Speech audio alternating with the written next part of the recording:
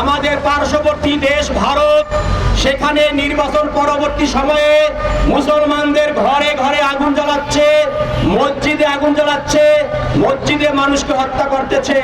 এটা খুবই নিন্দনীয় কাজ।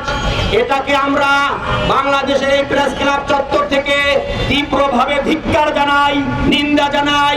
গুজরাটের কসাই মোদি এবং কলকাতার শুভেন্দুকে হুঁশিয়ার করে বলতে চাই, তোমরা যেভাবে রক্তের হোলি খেলা খেলতেছো, অচিরে যদি এই হোলি খেলা বন্ধ না করো, তাহলে আমাদের বাংলাদেশের ধর্মপ্রাণ মুসলমান ঘরে বসে থাকবে না। অবশ্যই সমুচিত জবাব দেবে, দাঁত ভাঙ্গা জবাব দেবে। আমরা আমাদের ইমানি দায়িত্ব নিয়ে সারা জীবন অন্যায়ের বিপক্ষে লড়ে যাব।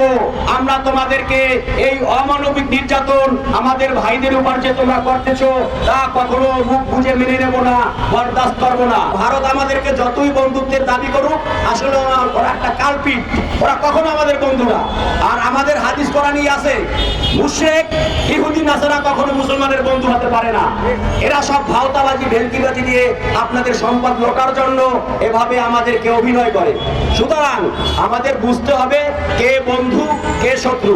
আমরা এই ময়দানে দাঁড়িয়ে, প্রেস ক্লাব চত্বরে দাঁড়িয়ে ভারতের বিপক্ষে সোচ্চার কণ্ঠে বলতে চাই, এখন আর নত জানার সময় নাই, হুজুর হুজুর করার সময় নাই।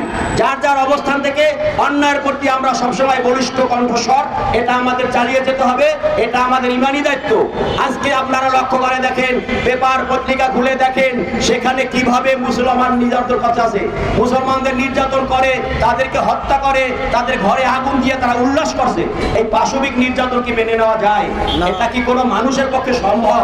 ফারাক্কা বাদ সহ যত অন্যায় তারা করেছে, ফেলানিকে 2007 সালে মেরে কাঁটাতারে ঝুলিয়ে রেখেছে, এটা আসলেই বর্বরোচিত কর্মকাণ্ড।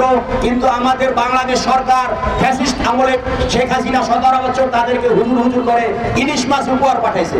এটা তো আপনারাই দেখছেন, এটা লজ্জার বিষয়। তাদেরকে নতজানু রাজনীতির কারণে হুজুর হুজুর করতে শেখ হাসিনা বাধ্য হয়েছে, তার দালালি করেছে।